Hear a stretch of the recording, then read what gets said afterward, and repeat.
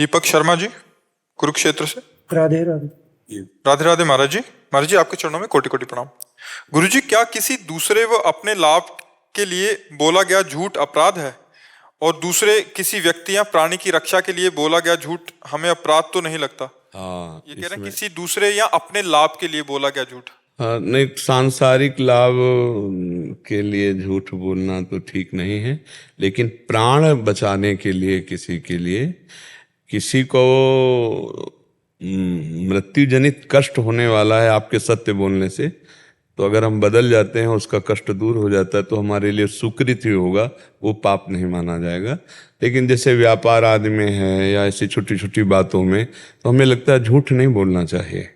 जैसे मान लो कपड़े का व्यापार है, तो सबको पता है कि वो दुकान खोले है तो मुनाफे के लिए खोले है, तो आपको मान लो 100 रुपया मीटर लगा, आप बोल रहे 120 रुपया मीटर देंगे। वो कह रहा नहीं जी कम करो, नहीं बिल्कुल कम नहीं हो सकता, बस। और उसमें ऐसे बेचा जाता है कि हम कसम खा के कह रहे तुम्हारे लिए केवल कह रहे 120 का, नहीं बिल्कुल मुनाफा नहीं पड़ता है। अब 120 के नीचे तो नहीं उतरेंगे, क्योंकि तो कसम खाने की जरूरत क्या थी, ड्रामेबाजी करने की जरूरत, सीधे बोलो 120 का देंगे, लेना तो ले, नहीं चले जाइए। तो व्यापार में लोग कहते बिना झूठ बोले चलेगा नहीं, हम कहते ऐसा कैसे हो सकता है, क्योंकि सबको ही जानता है व्यापार मुनाफे के लिए किया जाता है, उसका परिवार है, बिजली है, नौकर है, सारा कार्य उसका उसी से चल रहा है, तो मुनाफा तो लेगा ही। तो झूठ बोलने की क्या जरूरत, सीधी बात है, इतने रुपया किलो, इतने मीटर, ऐसा ऐसा। तो मुझे लगता है अगर हम झूठ बोलने का संकोच करने लगे, धीरे धीरे उसको संभालने लगे, तो हम सत्य पे आ सकते हैं।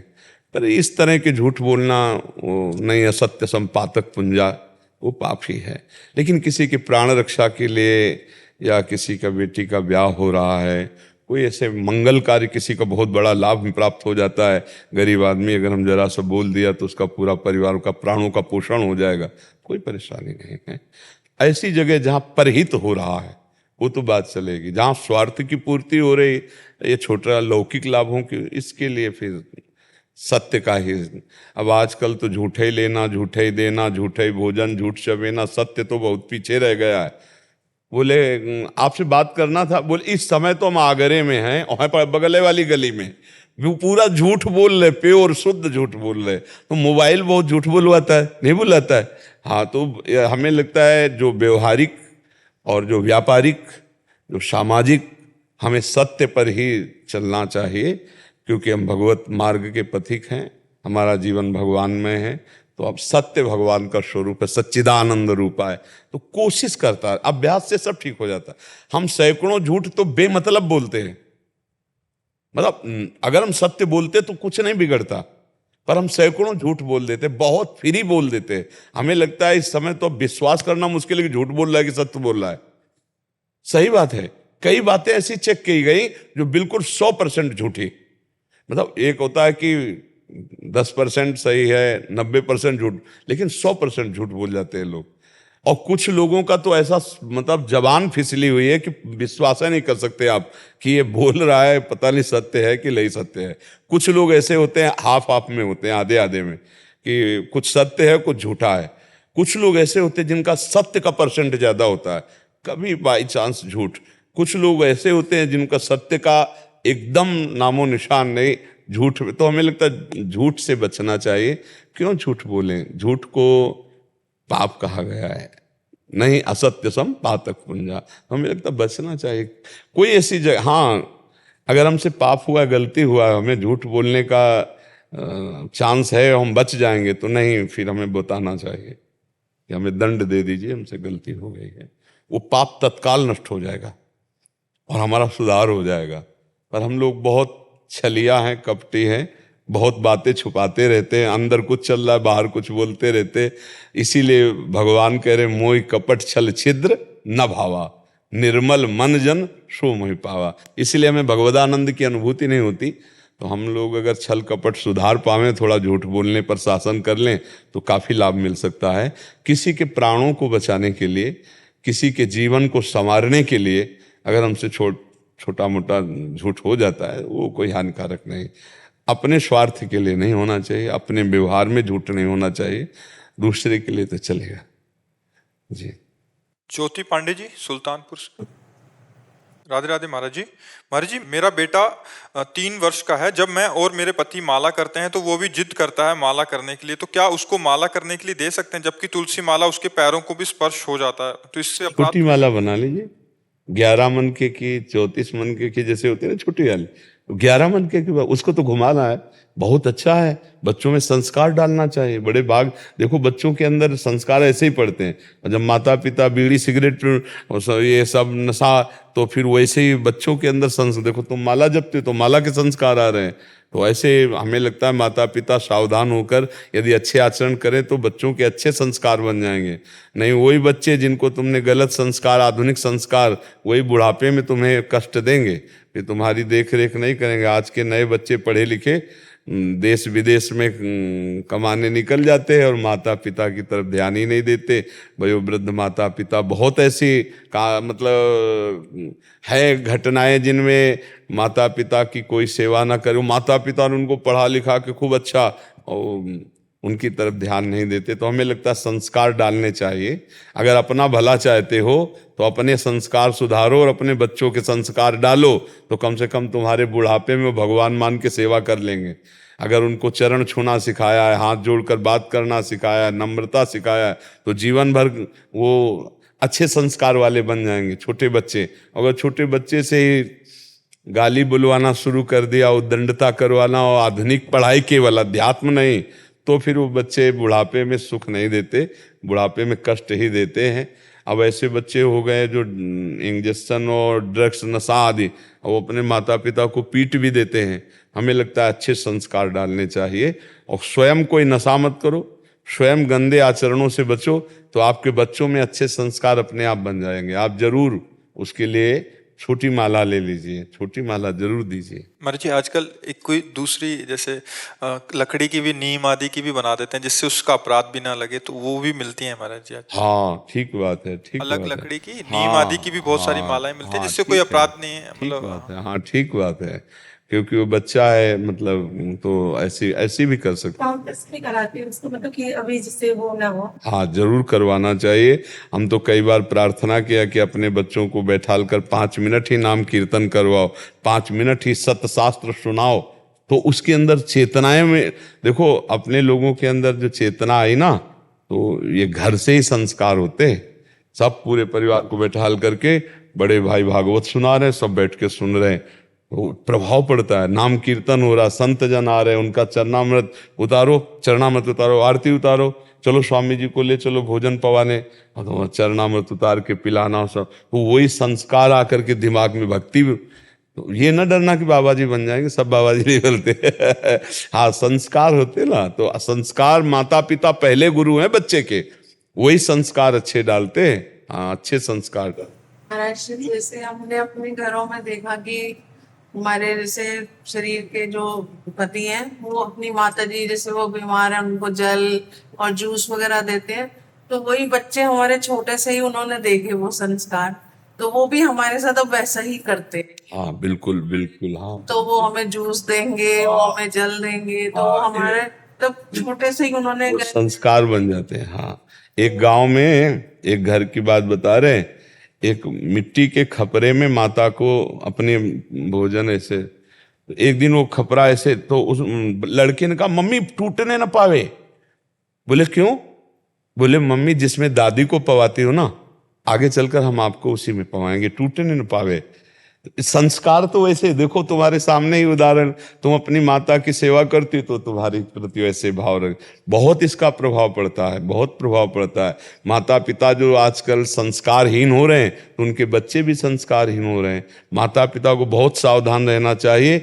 बिना उपदेश के आपके आचरण वहां उपदेश कर रहे हैं आपके संतान पर, अगर आपके आचरण सही नहीं है तो वो संस्कार आपको आगे चलकर कष्ट देंगे।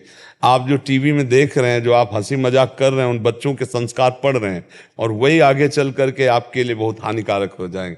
बहुत सावधान, आपका हर आचरण आपके बच्चे के ऊपर प्रभाव डाल रहा है, अनजाने में भी वो आप सद्गुणी या दुर्गुणी बनाने के हेतु बनेंगे। माता पिता को बहुत सावधान रहना चाहिए। ज्योति जी।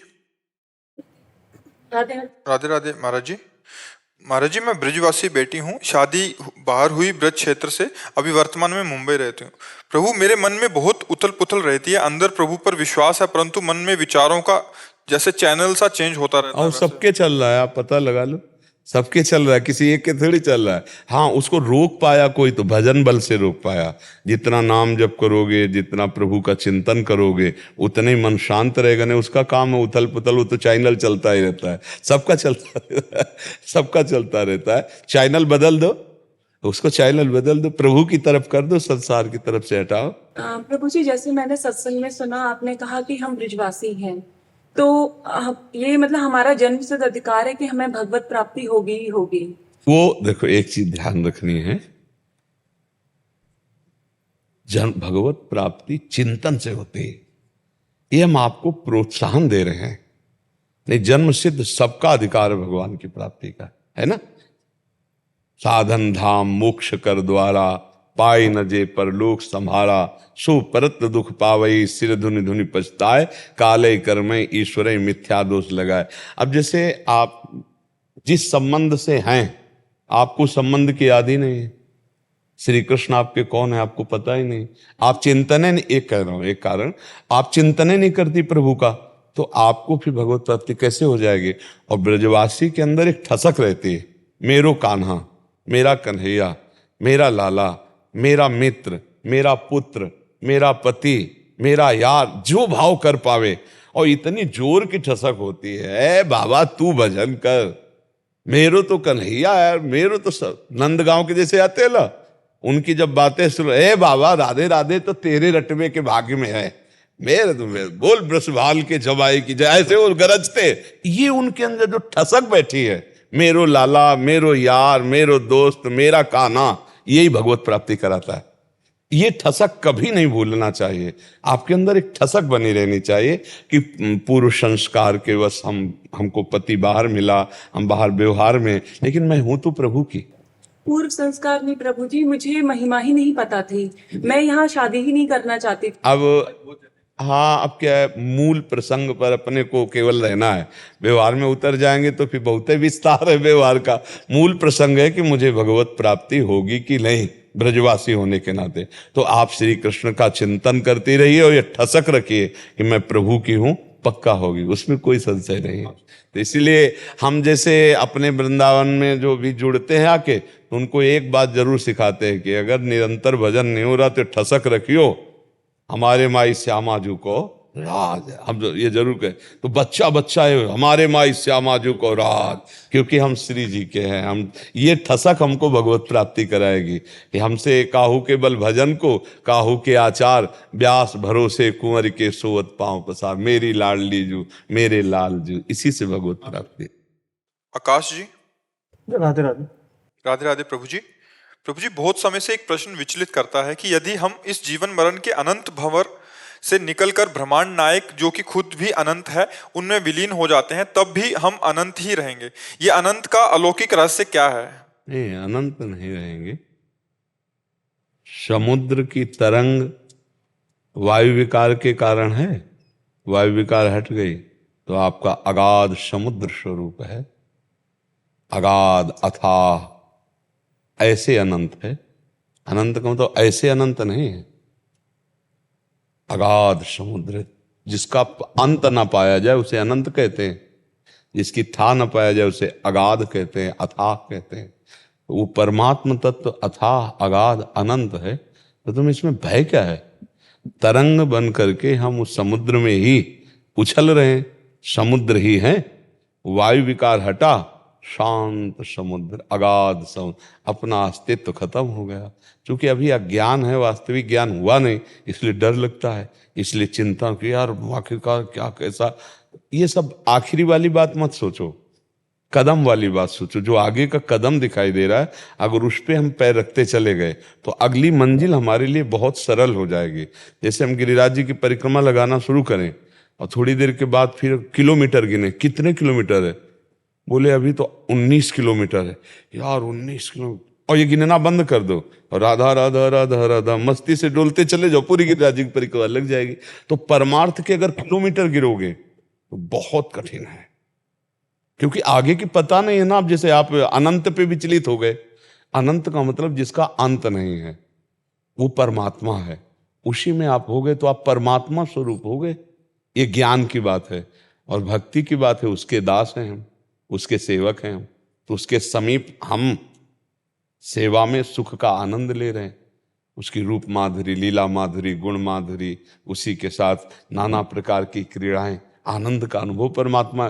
जैसे अच्छा दोस्त मिल जाए तो कैसा समय कटता है, अगर धनी मिल जाए और समर्थ मिल जाए और बलवान मिल जाए और सर्वज्ञ मिल जाए और सिर्फ हमारे मन के अनुकूल चलने वाला मिल जाए, सिर्फ हमारे मन के अनुकूल, तो कैसा रहेगा? ये तो निहाल हो जाओगे ना।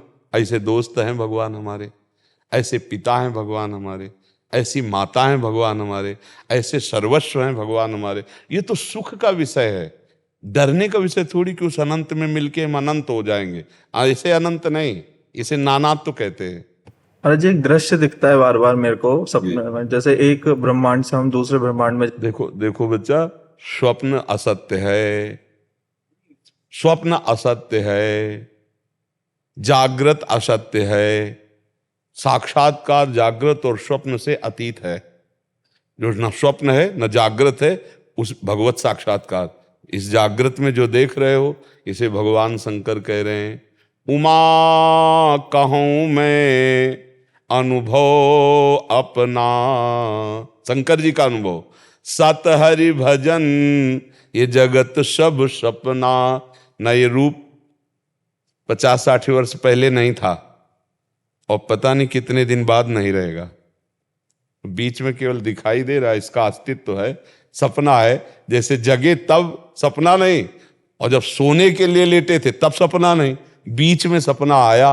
बच्चा, ये स्वप्न है। जागृत अवस्था और स्वप्न अवस्था से अतीत तुरी अवस्था, भगवद आनंद की स्थिति में जब जाओगे, फिर जो दिखाई दे सो हमसे बताना आके, तो बताने लायक नहीं रहोगे, क्योंकि वो अनिर्वचनीय आनंद होता है। अभी जागृत में कोई झांकी आ गई जरा सी, स्वप्न में कुछ ऐसे कोई महत्व नहीं। छोटी मोटी अनुभवों को जब सोनी लगा के हटा दो, तब उस महाअनुभव का अभी कुछ नहीं। मतलब हमारे सामने भावात्मक झांकी भी आ जाए तो हम कोई जीवन मुक्त थोड़ी हो गए। उसके लिए तो काम, क्रोध, लोभ, मोह, मद, मत्सर सब पर विजय प्राप्त करके तब जीवन मुक्त अवस्था। इसीलिए क्या होता है कि छोटे छोटे अनुभव, छोटी छोटी बातें, छोटी छोटी मानसिकताएं, हम उसको भगवत प्राप्त मान लेते हैं, हम उसको दिव्य मान लेते हैं। हमको दिव्य पाना है। अब छोटे छोटे भोग, छोटी छोटी कामनाएं, छोटा छोटा फुसला देना, इससे मुझे क्या होगा? मुझे उस परमात्मा का साक्षात्कार करना है। मुझे ये छुपा छुपी का खेल नहीं खेलना कि स्वप्न में आप झलक दे गए, ऐसे दे गए, ऐसे। शर्माओ मत, सामने हमारे प्रकट हो। मैं देखना चाहता हूं कि आखिरकार परमात्मा कैसा है। आप चाहे जिस भाव में समझो, आप मुझे दिव्य दृष्टि दो, मैं आपको देखना चाहता हूं। मैं आपका अंश हूं और भगवान ने दी है। जैसे अर्जुन को दी, ऐसे भक्तों को दिव्य दृष्टि दी है और उनको अनुभव हुआ, परमात्मा का अनुभव हुआ। बिना अनुभव के ऐसा नहीं कि संसार में भगवत प्राप्त महात्मा ही नहीं है, ऐसा नहीं है। भगवान को आप प्राप्त करने का ये जो अवसर मिला है मानव दे, ये छोटी मोटी बातों में मत, सही ढंग से चलोगे तो वास्तविक भगवत साक्षात्कार हो जाएगा, जिसके प्राप्त होने के बाद कुछ प्राप्त करना बाकी नहीं रहता। ब्रह्मभूता प्रसन्नात्मा न सोचति न कांग, अखंड प्रसन्नता, अखंड आनंद की अनुभूति या भगवत साक्षात्कार प्रिया प्रीतम के रूप में जो जैसी भावना करता है। तो अभी छोटी मोटे प्रश्न जो अंदर उठते हैं, जो जागृत अवस्था के छोटे मोटे कुछ चकाचौंध आकर्षण और दिव्यता और स्वप्न की दिव्यता, इनको सबको गुप्त कर दो। हम साक्षात्कार करने के लिए निकले, जिससे जन्म मरण का चक्र हट जाए, भगवत स्वरूप हो जाए, भगवदानंद में। वो भयावह स्थान थोड़ी, उसका थोड़ा अनुभव होने पर अभय हो जाता है जीव। आप कह रहे हो भय लगता है, तो अभी वो वस्तु अज्ञानी हूँ महाराज जी। नहीं, हम आपको कह रहे हैं, हम तुम सब अज्ञानी हैं, हम तुम सब अज्ञानी। पर्दा हटा, ज्ञानी हो गया, वही आप ज्ञान स्वरूप हो। जो पंच भौतिक शरीर ये है वो ये है, और जो इसमें आत्म तत्व वही आप में है। थोड़ा पर्दा लगा के भोगों में खेल रहा है, वही अज्ञानी हो गया। जो पर्दा हटा के भगवान को, तो वही ज्ञानी हो गया। और पर्दा हटाने के लिए ही तो मानव देह मिला है, पर्दा हटाने के लिए साधु संग मिला है। तो अज्ञानी और ज्ञानी क्या? हम पथिक हैं प्रभु के मार्ग में। 1000 की लाइन लगी, आगे वाला जो साक्षात्कार कर रहा है उसी लाइन में तो हम भी लगे हैं ना। तो लाइन तो वही है ना हमारी सबकी, भगवत मार्ग। इसलिए हम कोई नीच नहीं है, हम कोई कम नहीं है, हमें चलना है प्रभु की तरफ। हमें उत्साही नहीं होना कि हम अज्ञानी, हम नीच, हम कैसे प्राप्त कर पाएंगे। नहीं, हम भगवान के अंश हैं। जैसे महापुरुषों ने प्राप्त किया उसी मार्ग पे हम चलेंगे, हम उनको प्राप्त करेंगे। वो हमारे प्रभु हैं, हमारे स्वामी हैं, हमारे साहब हैं। समझ पा रहे हैं आप? रोली जी कानपुर से। राधे राधे। राधा वल्लभ श्री हरिवंश महाराज जी। महाराज जी, जब से आपका एकांतिक वार्तालाप सत्संग सुनना शुरू किया है, जीवन में एक हल्कापन सा महसूस होने लगा है। महाराज जी, मेरा प्रश्न है कि मूलतः आप नाम जप की महिमा बताते हैं। आपसे कई बार अजामिल जी की कथा सुनी, जिसको अंतिम श्वास में नारायण कहने से भगवत प्राप्ति हो गई, किंतु भक्त भरत को उनके अंतिम समय में हिरण की आसक्ति हो गई। हाँ, क्या था कि भरत ने उसमें भागवत में पढ़ के देखना, भरत जी का जहां प्रसंग हो, बहुत पहले ही हिरण में इतने आसक्त हो गए, मृत्यु के पहले ही, कि ना आप सेवा करते थे और ना भगवान का स्मरण करते थे। पूरा चैप्टर बदल गया हिरण के ही स्मरण में। तो अंतिम समय हिरण का स्मरण आया, भगवान का नहीं। इसलिए अगला जन्म हिरण का बने, पर पहले भगवान का भजन करते थे, इसलिए हिरण के शरीर में भी वही भजन वृत्ति प्रकट हुई। तो अगला जन्म ब्रह्मबोध संपन्न महापुरुष के रूप में, जड़ भरत के रूप में प्रकट हुए। आप समझ रहे हो? 3 जन्म लग गए, क्योंकि अंतिम बिगड़ गया, अंतिम फाइनल बिगड़ गया।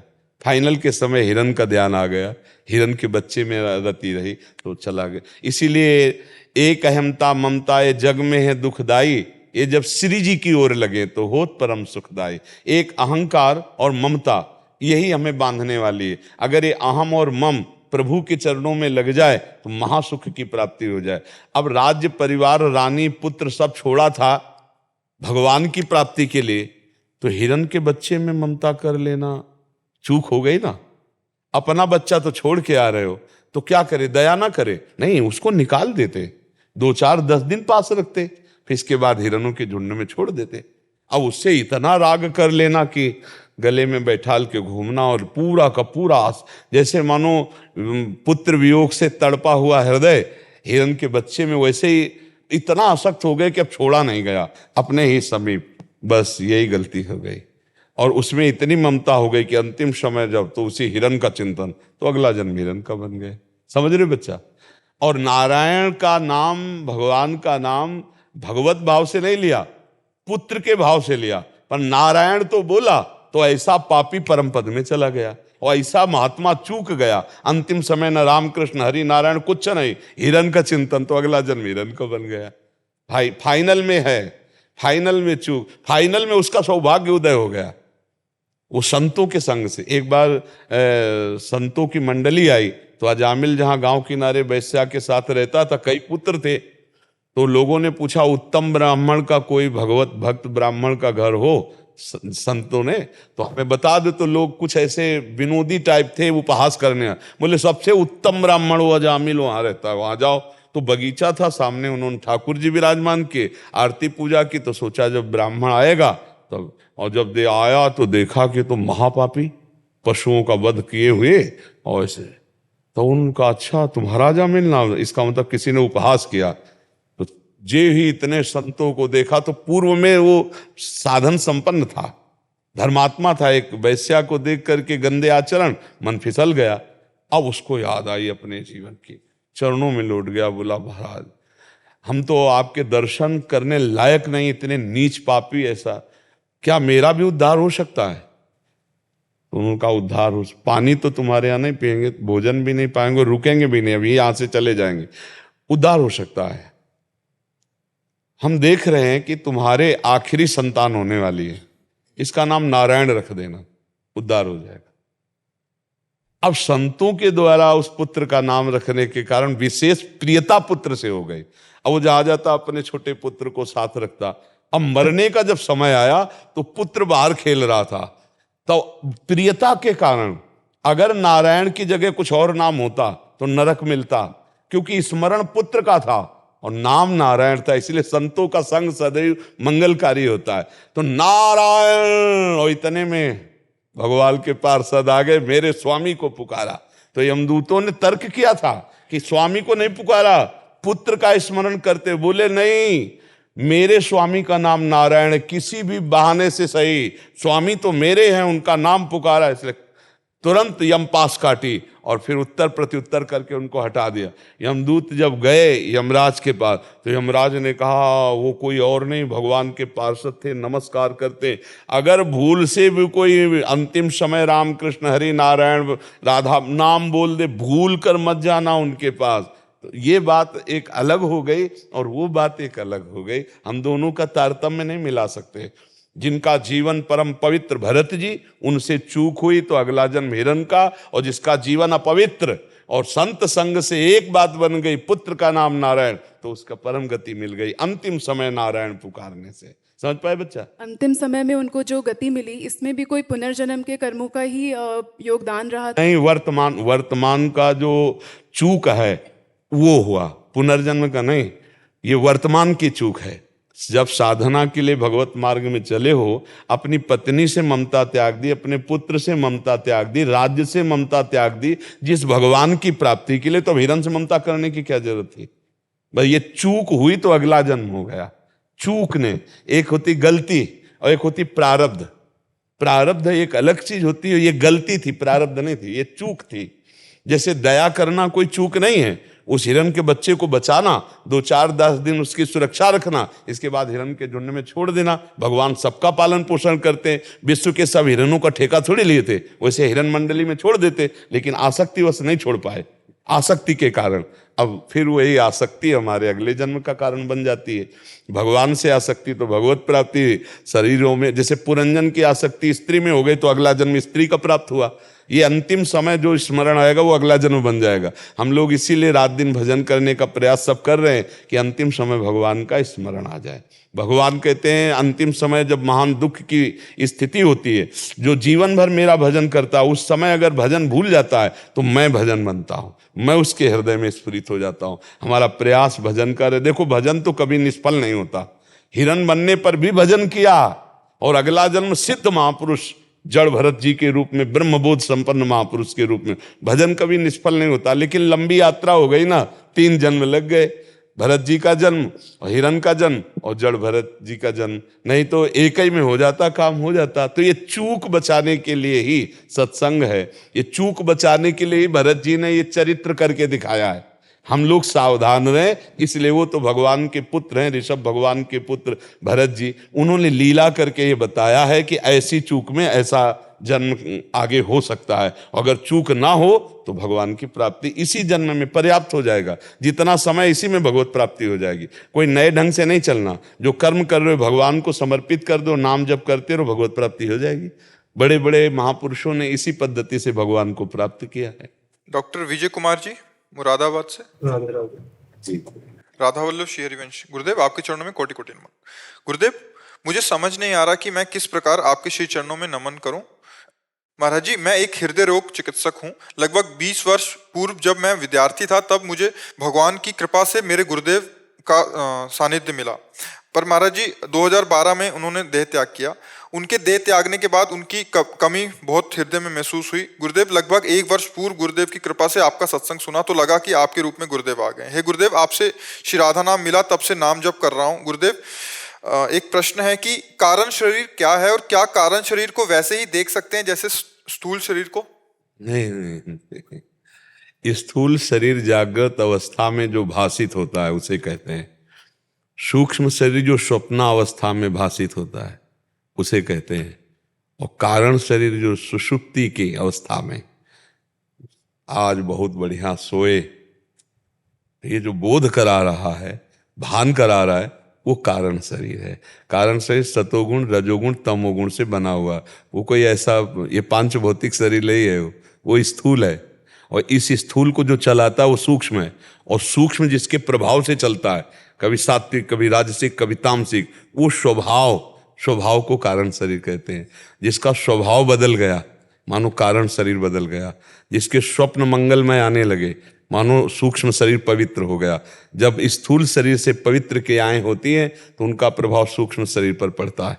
जैसे आपने अपने को कभी स्वप्न में स्त्री नहीं देखा होगा, पुरुष रूप में ही देखेंगे, क्योंकि स्थूल का प्रभाव सूक्ष्म पे पड़ रहा है।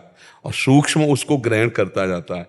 तो इसीलिए पहले स्थूल की अगर हमारी चेष्टाएं अच्छी हो जाएं, धर्मपूर्वक हो जाएं, भजन वाली हो जाएं, तो हमारे स्वप्न भी मंगलमय भजन वाले होने लगते हैं, भगवान के, संतों के, तीर्थों के ऐसे दर्शन होने लगते हैं। फिर हमारा स्वभाव बन जाता है निरंतर नाम जप करना, दूसरों का हित करना। तीनों शरीर पवित्र हो गए, स्थूल, सूक्ष्म, कारण। स्थूल जागृत अवस्था, सूक्ष्म स्वप्नावस्था और कारण सुषुप्ति अवस्था। और जो तीनों का साक्षी है वो आत्मा है। वो न सोता है, न जागता है, न करता है, न खाता है, न पीता है, न देखता है, न सुनता है, लेकिन कुछ ना करते हुए भी सब कुछ उसी से होता है। सब कुछ उसी से होता है। वो खाता हुआ भी नहीं खाता, पीता हुआ भी नहीं पीता, देखता हुआ भी नहीं देखता। ये पहेली है। आत्मस्वरूप को जो जान गया वही इन तीनों गुणों पर विजय प्राप्त कर ली, या जो तीनों गुणों पर विजय प्राप्त कर ली वही आत्मस्वरूप को जान गया। वो अपना स्वरूप है, भगवान का साक्षात्कार, आत्मबोध होना। इसी के द्वारा माया मुक्त हो सकते हैं, दूसरा कोई उपाय नहीं है।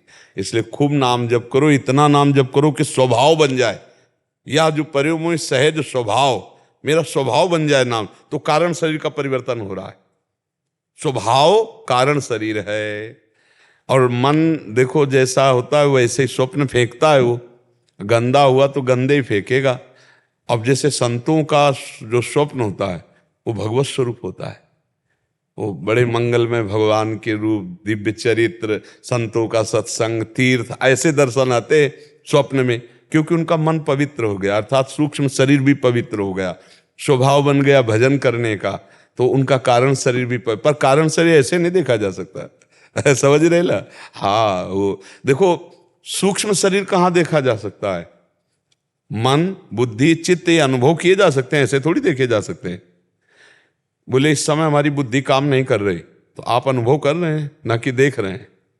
नहीं, बुद्धि को देखा है, काली है, गोरी है, पीली है, लंबी है, चौड़ी है, कुछ ऐसा है? बुद्धि अनुभव करने की है, मन अनुभव करने, चिंतन अनुभव, चित्त, अहंकार अनुभव का विषय है, ना कि वो देखने का विषय है। देखने का केवल ये विषय है स्थूल। और जो पूरा नाटक रच देता है स्वप्न में, अकेले मन, दूसरा कुछ नहीं होता, केवल मन ही होता है, वो सूक्ष्म शरीर होता है। जैसे स्वप्न में हम नहीं मारे जाते, पीटे जाते, खा रहे हैं, पी रहे हैं, डूब रहे हैं, नाना प्रकार, तो उसमें भी तो शरीर है, वो सूक्ष्म शरीर है। और जो निद्रा के बाद अनुभूति करता, आज मैं बहुत सुख से सोया, यार कच्ची नींद में जगा दिया, तो ये जो अनुभव कर, ये कारण शरीर है, उसको स्वभाव कहते हैं। सोनू जी। राधे। राधा वल्लभ श्री हरिवंश महाराज जी। महाराज जी, प्रेम और मोह क्या है? क्या मोह में फंसकर भगवत प्राप्ति हो? कल एकांतिक में चर्चा हुई थी कि जो मोह है वो शरीर को लेकर के होता है, वस्तु, व्यक्ति, स्थान को लेकर होता है। जो प्रेम है वो श्री भगवान को लेकर होता है। अगर संसार में प्रेम शब्द कहा जाता है तो झूठा है वो। प्रेम का मतलब होता है तत्सुख सुखित्वम, उसके सुख में सुखी होना। ये कहीं नहीं मिलेगा आपको। अगर हम किसी से कहते हैं कि हम आपको बहुत प्यार करते हैं, तो हम उससे सुख भोगना चाहते हैं, इसलिए कहते हैं। चाहे रुपये का हो, भोजन का हो, किसी भी तरह के सुख हो, मतलब हम उससे कुछ चाह रहे हैं। अगर हम कह भी रहे हैं कि आओ आओ खाओ हमारे साथ, तो हम कुछ सोच के, कुछ कभी तो काम आएगा, मतलब कुछ न कुछ स्वार्थ बुद्धि रख के। तो अगर हम यहाँ प्रेम कहते भी हैं तो वो स्वार्थ होता है, वो आसक्ति होती है, वो राग होता है, वो मोह होता है, वो काम होता है। और भगवान में अगर ये शब्दों का प्रयोग इनका भी किया जाए तो प्रेम ही होता है। प्रेम सिर्फ भगवान से हो सकता है, प्रेम संसार से नहीं हो सकता है। संसार में जो होता है उसे काम कहते हैं, राग कहते हैं, मोह कहते हैं, आसक्ति कहते हैं। प्रेम नहीं है। प्रेम का जो स्वरूप है कामना रहितम। प्रेम किसे? कामना रहे। और यहाँ बिना कामना के हाथ नहीं मिलेंगे, हमारी मित्रता ही कामना से होगी। प्रेम कहाँ है? यहाँ अपनी सुख वृत्ति से प्रेम है, अपनी सुख वृत्ति से। मुझे जो प्रिय लग रहा है इसलिए मैं आपको प्यार कर रहा हूं, आपको थोड़ी प्यार कर रहा हूं। जो मुझे सुख मिल रहा है आपसे, उससे प्यार कर रहा हूं। और प्रेम की जब परिभाषा की गई तो लिखा कामना रहितम। तो यहां कामना रहितम प्रेम होता ही नहीं है। सूक्ष्मतरम यहां स्थूल से होता है, वो सूक्ष्मतरम, सूक्ष्म से भी सूक्ष्म, वो अनुभव स्वरूपम, ये क्रिया स्वरूप है। देखो प्रेम से बिल्कुल विपरीत है। वो प्रतिक्षण वर्धमानम, या प्रतिक्षण घटता है। किसी से भी प्यार कर लो, थोड़े दिनों के बाद मन हट जाएगा, दूसरे पे चला जाएगा। प्रतिक्षण वर्धमानम प्रेम वो केवल भगवान में होता है। सूक्ष्मतरम अनुभव स्वरूपम कामना रहितम प्रतिक्षण वर्धमानम, ये प्रेम का जो स्वरूप है सिर्फ भगवान में होता है। संसार में मोह होता है, राग होता है, आसक्ति होती है, कामना होता है, प्रेम नहीं होता है। भगवान से मोह हो सकता है? भगवान से मोह हो सकता है महाराज जी? भगवान से मोह हो सकता है? अगर उसे मोह कहोगे तो भी हम प्रेम ही कहेंगे, और संसार में मोह को तुम प्रेम कहोगे तो हम मोह ही कहेंगे उसे। समझ रहे? उमादत्त शर्मा जी दिल्ली से। आदर राधा वल्लभ श्री हरिवंश महाराज जी, गुरुदेव मैं और मेरी पत्नी दोनों दीक्षित हैं। 3 महीने पहले ही हमने दीक्षा ली है। गुरुदेव मेरा प्रश्न है कि हम पिछले कई सालों से कान्हा जी को पुत्र रूप से सेवा कर रहे हैं, अतः जब से हमने दीक्षा ली है तब से हम जुगल जोड़ी की सेवा भी करते हैं, तो क्या हम वात्सल्य और सहचरी भाव से सेवा कर सकते हैं? पहली बात है कि हमको भाव का मतलब होता है डिग्री। हमको डिग्री पे नहीं पहुंचना, पहले हमको देखना हम कितना समय दे पा रहे हैं चिंतन में। देखो, हम जब प्रारंभिक क्लास की पढ़ाई से परिपक्व होते चले जाएंगे तो भाव की दशा वो अपने आप ले लेंगे।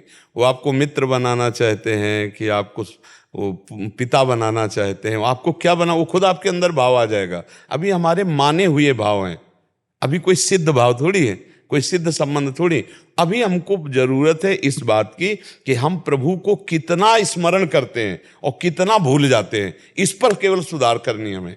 अगर इस पर सुधार शुरू कर दोगे ना तो धीरे धीरे धीरे साधना हमारी बनने लगेगी। हृदय पवित्र जब हो जाता है तब फिर भाव का प्रादुर्भाव होता है। पहले भजन, अनर्थ निवृत्ति, साधु संग के द्वारा सत्क्रियाएं और हृदय पवित्र होना, फिर भाव, फिर महाभाव, वो सब आगे बढ़ता है। तो पहले हम भजन पर ध्यान दें कि हम हर समय जो गुरु मंत्र मिला है, जो गुरु नियम मिले हैं, उन नियमों का पालन करते हुए हम हर समय भजन में हैं कि नहीं। बोले अभी पूरा समय नहीं, तो हमें पूरा समय धीरे धीरे लगाना है। उठते बैठते, चलते फिरते, खाते पीते, क्रिया रहित या क्रिया सहित हम हर समय भजन परायण। पहली पद्धति है स्मरण, भजन, इसको संभाल लो, फिर आगे भाव वाली बातें आ जाएंगी। क्योंकि मन है, अभी हम कह दें सहचरी भाव तो आप विचलित कर सकता है, क्योंकि आपका मान लो पुत्र भाव तो विचलित हो जाओगे ना। पहले मंत्र जपो, नाम जप करो, पाठ करो, और जैसे प्यार कर रहे हो इन किन प्रकार प्रभु से चित्त जुड़ा तो है ना। हम उनको लाला माने या उनको पिता माने या उनको मित्र माने, पहले हम अपने मन को जोड़ना सीखें प्रभु से। बराबर मन जुड़ता रहेगा, फिर वो हमको क्या पसंद करते हैं वो अपने आप आपके अंदर दृढ़ हो जाएगा, फिर उसकी चिंता लेकर लें जी। अब हम लोग प्रयास कर रहे हैं गुरु जी की नवंबर में एक यमुना कथा हो, और उसके बाद साइंटिफिक, मतलब ये तो आध्यात्मिक पोर्शन हो गया। साइंटिफिक की जो 5 राज्यों के मुख्यमंत्री हैं, जिन जिन राज्यों से होकर यमुना जी जा रहे हैं, और फिर जो पानी पर, नदी पर काम करने वाले लोग हैं, उनके बीच डायलॉग हो। महाराज जी, हम इसमें आपका आशीर्वाद चाहते हैं। आप बिल्कुल हृदय से, क्योंकि यमुना जी हमारी उपास्य है, तो हमारी उपास्य, और इसमें बहुत श्रद्धा है समस्त ब्रजवासियों की, समस्त भारतवासियों की। तो ये जो अपवित्रता अगर ये रुक जाए तो बहुत मंगल हो जाए। बड़े बड़े नाले गिर रहे ना चाहिए। आप यही से देखते, जैसे वृंदावन में ना, तो ये बड़े बड़े अब आचमन करने वाले श्रद्धालु जो वो तो कर ही रहे हैं, पर जब देख रहे हैं वो नाला आ रहा है, अगर ये रुक जाए और यही नाले का पानी उल्टा कहीं खेती आदि सिंचाई में लग जाए तो बढ़िया काम बन जाए। पर यमुना जी को पावन बहुत अच्छा है, प्रभु आपको सामर्थ्य दिए हैं जो ऐसी भावना कर रहे हो, और ये भावना ही भगवान को आकर्षित करती है। भावना भगवान को प्रकाशित कर देती है, प्रकट भी कर देती है। भाव का भूखा हूं मैं, भाव ही एक सार है। ये भावना जो आपकी जगत मंगल के लिए, यमुना जी के पावन करने के लिए, यही आपका बल है। और सब संतों का आशीर्वाद इस बात में अपने आप आपके ऊपर रहेगा, क्योंकि आपका स्वार्थ भरा कार्य नहीं है, आपका परमार्थ युक्त कार्य है। अंकुर जी देहरादून से। राधा वल्लभ श्री हरिवंश महाराज जी, 1 वर्ष से पहले आपसे यूट्यूब के माध्यम से जुड़ा था, तब से आपकी वाणी को निरंतर सुन रहा हूँ, और शराब, सिगरेट, तंबाकू आदि सब पूर्ण रूप से त्याग दिया है। महाराज जी, निरंतर नाम जप चलाने का प्रयत्न कर रहा हूँ, जिसमें थोड़ा सफल भी हो रहा हूँ। पर महाराज जी, आपके द्वारा बताई गई विधि से, जैसा आप बताते हैं कि ऊपर की तरफ दांत के जॉइंट पर जिव्या लगाकर मन ही मन नाम चल रहा होता है, और आंखों के सामने घर के मंदिर में नाम विराजमान है, उसको देखकर करता हूँ। मन में लिख कर भी हो रहा है, परंतु फिर भी ऐसा महसूस होता है कि मन बड़ी इन सब कृपा है। साधनाओं का कम समय में इतना लाभ ले लिए हो तो चुप रहो और धैर्यपूर्वक अभ्यास बढ़ाते रहो, कोई गलती ना हो तो आगे जो चाहत है वो पूरी हो जाएगी कि हमारा निरंतर भजन चलने लगे, हम आनंद में डूब जाएं, हमारी मंत्राकार वृत्ति वो सब हो जाएगा। अगर 100% में 10% भी मन काबू में आ गया है तो बहुत बड़ा आपने युद्ध हासिल कर लिया, विजय प्राप्त कर ली, क्योंकि अनंत जन्मों से सदैव मुझे हराता रहा है। आज वो 10% हमारे कब्जे में आ गया है। 10% भजन में लगने लगा ना, बहुत बड़ी बात कर ली। धीरे धीरे परसेंट बढ़ाते चले जाइए। और ये इतना प्यारा मन है कि इसे जो पकड़ा दो पकड़ लेता है। जैसे अभी हमने विषय पकड़ाए संसार के तो पकड़े ना, गंदे से गंदी बातें पकड़े। अब हम भजन पकड़ाएंगे तो पकड़ रहा है ना। जैसे आपने 10 मिनट भजन शुरू किया, अब उस 10 मिनट में कोई आपसे आकर बात करना चाहे तो आपको बुरा लगेगा कि यार 10 मिनट तो भजन करता हूं, कम से कम चैन से 10 मिनट भजन, मतलब मन 10 मिनट के लिए राजी हो गया। तो हम धीरे धीरे उसको समय से बढ़ाते राजी करते चले जाए। फावड़ा चलाते हुए, व्यापार करते हुए, नौकरी करते हुए, धीरे धीरे अंदर ही अंदर नाम जप कर रहे हैं, बाहर से शरीर से कर्म कर रहे हैं, बहुत बढ़िया भजन हो जाएगा। तो ये जो चल रहा है बहुत बढ़िया चल रहा है। बस आहार शुद्ध रखो, संग शुद्ध रखो तो हमारे विचार शुद्ध रहेंगे। स्थिति में रहते हुए आहार में जैसे घर में लहसुन प्याज वगैरह खाते हैं तो फिर नहीं, लहसुन प्याज और ये तमोगुण की वृत्ति करने वाला, इसमें मंत्राकार वृत्ति तो उसके कारण अगर घर नहीं। में बोले तो पत्नी है फिर वो कहती है हम भी नहीं खाए क्या तुम्हारे चक्कर में। तो वो अमरवती है क्या, वो अमृत है क्या प्याज लहसुन? यार बिना इसके कितना सुंदर सुंदर भोग बनता है। वृंदावन में सब ठाकुरों को 56 भोग लगते हैं। प्याज लहसुन केवल तमोगुण के कारण त्याज्य है। अच्छा, दुर्गंध नहीं आती? आती ना दुर्गंध। मतलब एक आदमी अगर प्याज लहसुन खा के ऐसे बात करे तो सामने से दुर्गंध आती है। कौन सा स्वाद है यार प्याज लहसुन? पता नहीं लोग कैसे प्याज लहसुन को इतना पसंद करते। तमोगुणी चीज है, उसमें कोई लाभ थोड़ी है, कोई लाभ नहीं है। लेकिन गुरुदेव आयुर्वेद में लहसुन का बहुत ही देखो, औषधि में संखिया का भी प्रयोग है, खाओगे मर जाओगे। अगर आयुर्वेद शोध करके वैद्य देता है तो वो हमारे लिए औषधि है। देखो, बहुत सी औषधियां दूषित पदार्थों से बनती है, लेकिन दूषित पदार्थ नहीं है, उसे हम औषधि बोलते हैं। हम औषधि पा रहे हैं, अच्छा औषधि के रूप में। तो औषधि के रूप में जैसे किसी का गठिया बात है, गठिया रोग है, तो लहसुन बड़ा काम करता है। आप उसको कैप्सूल की तरह ले जाओ, हमने देखा है। लेकिन चटनी और सब्जी और भोजन में नहीं डाल सकते।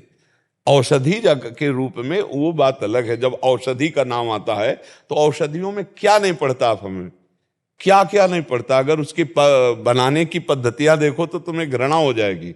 बहुत सी ऐसी औषधियां हैं जिनकी बना, अब आपके देखो संखिया जहर है ना, हाँ, दमा आदि बीमारियों में आयुर्वेद में शोध करके उसे दिया जाता है। सांप काटे तो जहर का इंजेक्शन लगाया जाता है, नहीं लगाया जाता। तो अब औषधि और ऐसे प्रयोग में देखो, विश्व ब्रह्मांड में 3 बातें हैं, सतोगुण, रजोगुण, तमोगुण। अब हमको भजन करने के लिए सात्विक वृत्ति चाहिए, निर्मल मति चाहिए, तो हमको रजोगुणी या तमोगुणी आहार त्यागना पड़ेगा। बस बात इतनी है, रजोगुणी तमोगुणी। अच्छा, वही जगह आलू होती है, वही जगह प्याज होता है, वही जगह मतलब गाजर होती है, वही जगह लहसुन होता है। खेती में अपने लोग किसान के तो सब देखा है, ये खेत है आलू का, ये खेत है प्याज लहसुन का, ऐसे खूब खेती होती है, बिल्कुल पवित्र भूमि में होती है। लेकिन वो तमोगुणी है। बस इस बात से वो केवल इसलिए कि तमोगुण पैदा होता है हमारे भजन में विरोधी, इसलिए उसे नहीं पाया जाता। तो अब लहसुन प्याज के बिना भी बढ़िया यार जीवन जिया जा सकता है, पूरी जिंदगी हो गई। तो अब ये कि जवान को जैसा आप स्वाद दे। अच्छा, तम्बाकू में कौन सा स्वाद है? जो नहीं खाते उनको पवा दो, उल्टी हो जाएगी, नहीं हो जाएगी? और वो बड़े स्वाद से आराम से रखे रहते और बातें करते रहते। तो भाई देखो, स्वाद अगर पकड़ लिया प्याज लहसुन का तो फिर कैसे बनेगा? बहुत से लोग ऐसे हैं जो भ्रम में फंस करके अपने जीवन को नष्ट कर रहे हैं। अरे हम कह रहे पनीर खाओ, प्रोटीन आए, गाय पालो, उसकी सेवा करो, थोड़ा दूध बछड़े को पिलाओ, थोड़े दूध का तुम प्रयोग करो, देखो अपने आप स्वस्थ हो जाओगे। अब सेवा करनी नहीं हो, ऐसे कह दो कि अंडे से प्रोटीन, कौन प्रोटीन वाला कितनी दिन बलवान बना रहेगा? शरीर तो नाशवान है, अपराध तो बनी रहा है, जीव तो उसमें है ही है, चैतन्य तो है ही है। अब देखो छोटे छोटे नहीं निकलते चूजा उसके, तो जीव नहीं उसमें। हाँ, तो क्या मूली में जीव नहीं है? क्या गाजर में जीव नहीं? क्या आलू में जीव नहीं? उखाड़ के फेंक तो सूख जाएगा। पर जीवे जीव आहार, जीव बिना जीवे नहीं, जो जिसके लिए निर्धारित कर दिया गया। हम मनुष्य हैं, हमारे लिए निर्धारित किया गया सब्जी, फल, फ्रूट, अन्न विविध प्रकार के। राक्षसों के लिए वो राक्षसी भोजन है, हिंसक पशुओं के लिए वो भोजन, अपने लिए नहीं। तो अपने जब भगवत मार्ग में चल रहे हैं तो अपने को बचना चाहिए, समझाना चाहिए, पत्नी को समझाना चाहिए। और ना समझे तो फिर जहां तक हो, अगर नियमावली ले लो कि आप बनाओ सब्जी खाओ, हम सब्जी नहीं पाएंगे, हम नमक रोटी खाएंगे, भगवान का भजन करना, हम नमक रोटी खा के पूरी मेहनत, अभी सब ठीक हो जाएंगे। जब हम फिसल जाएंगे निष्ठा में तो सब फिसल जाएंगे। नहीं, हम नहीं पा सकते। हम नमक रोटी पा लेंगे, दही रोटी पा लेंगे, दूध रोटी पा लेंगे, लेकिन जिसमें प्याज पड़ा है, लहसुन पड़ा है, तो अलग बना के देने को तैयार है। वो कहती तुम्हारे लिए अलग बना। तो बढ़िया है, फिर क्या, अलग बनाओ खाओ, बढ़िया है भोजन। भजन करने के लिए थोड़ा सात्विक भाव तो चाहिए। भजन मार्ग में तो थोड़ा दुख सहना पड़ेगा, जबान को संभालना पड़ेगा। एक तुम खुद नहीं चाहते हो कि लहसुन की चटनी और प्याज वाली चौक वाली सब्जी के क्योंकि जो ऐसी पाता है, तो हम आपको बताए ना, चाहे जितनी बढ़िया दाल सब्जी हो, फिर उसकी जबान में अच्छा नहीं लगेगा, क्योंकि सादी एकदम सात्विक होती है। अब अपने लोग सात्विक सादा भोजन एकदम, तभी चिंतन बनेगा सात्विक। अब गंदा भोजन तो गंदा चिंतन, रजोगुणी भोजन तो काम आदि दोष उत्पन्न हो जाएंगे। हम जैसा खाते हैं अन्न, वैसा हमारा मन बनता है। तो कोशिश करो, जैसे विद्यार्थी हैं, नौकरी पेशा वाले हैं, हम उनको ज्यादा इस बात पर जोर नहीं देते कि आप प्याज लहसुन मत खाइए। विद्यार्थी हैं, कहाँ पढ़ने जाना पड़े, नौकरी वाले हैं, कहाँ कहाँ जाना पड़े, अब आर्मी में हैं, कोई कहीं है, कोई कहीं। लेकिन यदि आप रह सकते हो तो मत खाओ। प्याज लहसुन खाना पाप नहीं है, पर दोष है, तमोगुणी है। उस तमोगुणी वस्तु का त्याग करके भजन में बढ़ा जाता है। अब नौजवान जैसे नौकरी पेशा वाले, अब उनको ये शिक्षा दो तो घूमते ही रहेंगे, भोजन ही नहीं मिलेगा। प्रायः हर जगह जहाँ भी किचन है वहाँ ये आजकल सब पड़ता है। तो इसलिए बढ़िया इतना ही है कि मांसवादी ना खाएं तो बहुत बढ़िया है, लेकिन जिनकी सुविधा है कि वो बिना खाए चल सकता है तो फिर चला लेना चाहिए।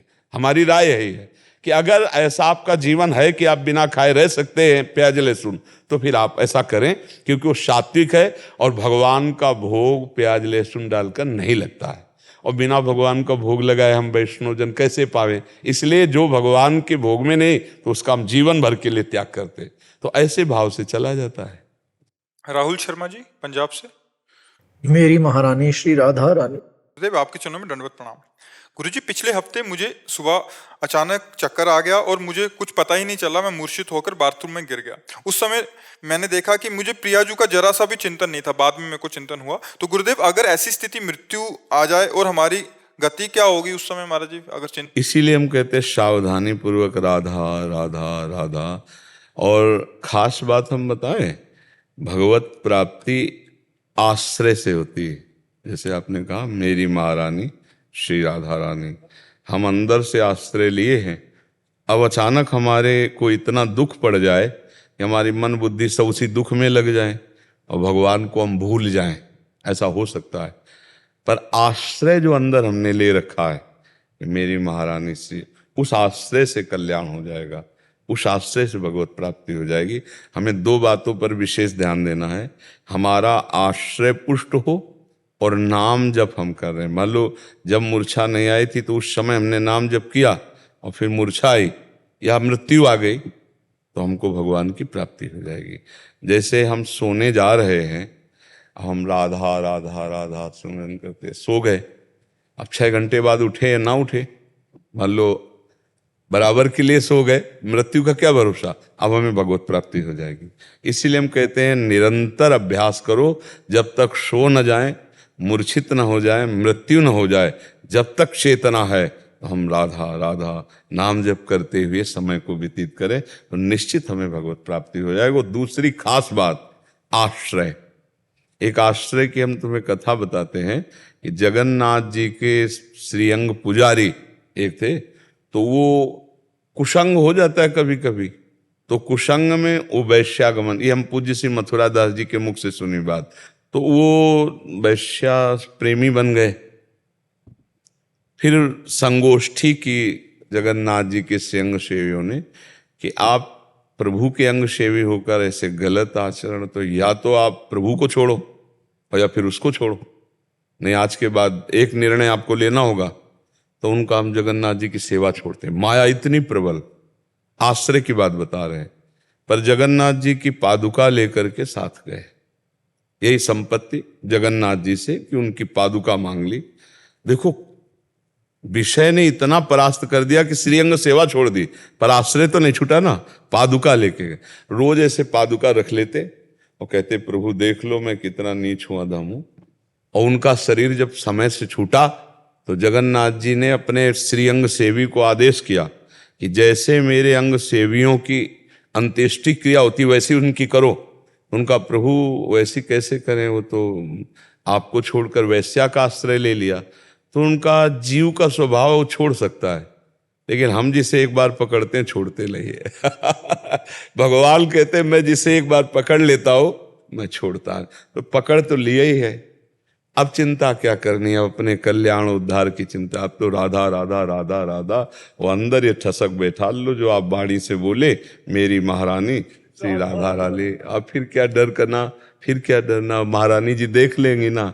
हम होश में है तो राधा राधा, और बेहोश है तो राधा जी देखें, फिर हमारे बस की तो बात है नहीं। यही चिंता हो गई थी कि उस समय बिल्कुल भी श्री जी का ध्यान ही नहीं हो। नहीं, बिल्कुल चिंता नहीं करनी। भरोसो दृढ़ इन चरणन केरो, दृढ़ भरोस। काहू के बल भजन को, काहू के आचार, और व्यास भरोसे कुंवर के सोवत पाव पसार। अब मैं जैसा भी हूँ श्री जी का हूँ, अब श्री जी देख लेंगे। तो हमारी श्री जी का स्वभाव है, ने कहूँ न रिस कहूँ, भूल ही न हो सके। अगर हमसे गलती भी बन जाए, देखो श्री जी के अंश से जो वात्सल्य उस जगत की सब माताओं में, 100 गलती करने के बाद भी अगर अम्मा के पास पहुंच जाए ना, अम्मा पिताजी पीट देंगे, गलती हो गई, तो वो खुद अब मतलब कष्ट सहने के लिए तैयार हो जाएंगे, लेकिन आपको कष्ट नहीं। ये माँ का प्यार देखा है ना। मान लो पिताजी मारने के लिए दौड़ते चले आ रहे हैं, तो अपने प्रेम का प्रयोग करके, बच्चा है हो गई गलती हो गई, हम माना गलती हो गई तो आप मार डालोगे, आप मारोगे, वो मतलब इतने उपाय करके हमको बचा ले। ये प्यारी जू के वात्सल्य समुद्र के एक बूंद में अनंत ब्रह्मांड की माताओं में वात्सल्य है। प्यारी जू वात्सल्य समुद्र है, हम उनकी शरण में हैं। अगर हमसे गलती भी हो जाएगी तो भी हमारा अब उद्धार नहीं रुकने वाला, क्योंकि हम श्री जी की शरण में हैं। सहज स्वभाव पर्यो नवल किशोरी जू को, मृदुता दयालुता कृपालुता। वैदग्ध सिंधुर अनुराग रसैक सिंधुर, वात्सल्य सिंधु रति सांद कृपैक सिंधु, लावण्य सिंधु रमृत छवि रूप सिंधु, श्री राधिका स्फुरत में हृदय केल सिंधु। हमारी प्यारी जो कृपा के समुद्र, लावण्य के समुद्र, वात्सल्य के समुद्र, दया के समुद्र, अब भी हमारा कल्याण नहीं होगा। राधा राधा राधा, थोड़ा भरोसा रखे ना। व्यास भरोसे कुंवर के सोवत पांव पसार। किसी को भजन का बल है, किसी को आचरण का है, जितेंद्रियता का बल है, हमको श्री जी की कृपा का बल है। श्री जी की कृपा, श्री जी की कृपा से सब तो पक्का हो जाएगा। जाकी रही भावना जैसी प्रभु मूर्ति देखी तीन। अगर आपकी दृढ़ भावना है कि मेरा उद्धार नहीं रुक सकता, अब तो मैं अच्छा अकेले अपने सोचे हो तो सोचे हो, गुरु साक्षी है इस बात के, फिर क्या चिंता करनी। जैसे मान लो अपने को तो संशय है कि अपने तैर कर नहीं जा पाएंगे, लेकिन गुरु की नाव में बैठ गए तो अब तैरने की समस्या ही नहीं रही। श्री हरिवंश प्रताप नाम नौका निज खेवक, भवसागर सुख तरत निकट हरिवंश जो सेवक। देखो हम डिब्बा हैं, हमारे डिब्बा की तुम सवारी हो, लेकिन डिब्बा में ताकत नहीं होती एक कदम चलने की, पर वो बहुत बड़े इंजन से जुड़ा हुआ है। इंजन में 2-4 लोग होते हैं, डिब्बे में 100 होते, 100-150 लोग तो होते होंगे, और एक कदम चलने की ताकत डिब्बे में नहीं है, और 100-150 को ले जाएगा जहां इंजन जाएगा। क्यों? कनेक्शन। तो हमारा कनेक्शन गुरुदेव भगवान, गुरुदेव भगवान का कनेक्शन आचार्य हरिवंश महाप्रभु, आचार्य का कनेक्शन श्री किशोरी जी। वहां हमें पहुंचना है, तो हम कनेक्शन से जा रहे हैं। हमको घसीट कर ले जाया जा रहा है, हम चल कर नहीं जा रहे हैं, हमको घसीट के ले जाए। तो आप चिंता न करें। व्यास भरोसे कुंवर के, भरोसा श्री लाडली जी का। इसीलिए हमारी श्री जी का एक नाम अलवेली सरकार है। कुछ नहीं देखती कौन है, क्या है, कैसा है। लाल जी उनके अधीन है, तो फिर पास ही पास है, क्योंकि वही न्यायाधीश है। ये बहुत नीच दुष्ट पापी पापा आचरण करने वाला है, जैसे पिता नहीं डांटते, बहुत ही दुष्ट हो चुका है। माता उनके अब कह दिया अब रहने दो ना, तो ये बात वो अपने पावर से बोलती है, ऐसे बोलते हैं। तो समझ गए कि अगर ये नाराज हो गई तो ठीक है। बोले अच्छा ठीक तुम कहती हो तो जाओ आगे से गलती ना करे। बोले यार ठीक है। ऐसे ही कुछ है जहाँ प्यारी जो लालजू की तरह देखा कि अच्छा, तो कहते नहीं नहीं ठीक है पास है, जाओ जाओ। तो हमारे बलसी वृंदावन रानी, मेरे बलसी वृंदावन रानी। हाँ, प्रेम समुद्र हमारी प्रियाजू। प्रेम लालजू के हृदय का प्रेम ही तो प्रियाजू है। प्रियाजू क्या है? लालजू के सांद्रा आनंद घन प्रेम मूर्ति किशोरी। श्री कृष्ण का प्रेम जब मूर्तिमान हुआ तो राधा नाम से कहा गया। तो इसलिए हमको चिंता ले कर ली, हमें चिंतन करना है जब तक हमारी श्वास है, राधा राधा, और भरोसा किशोरी जी का। राधा राधा राधा राधा राधा राधा राधा राधा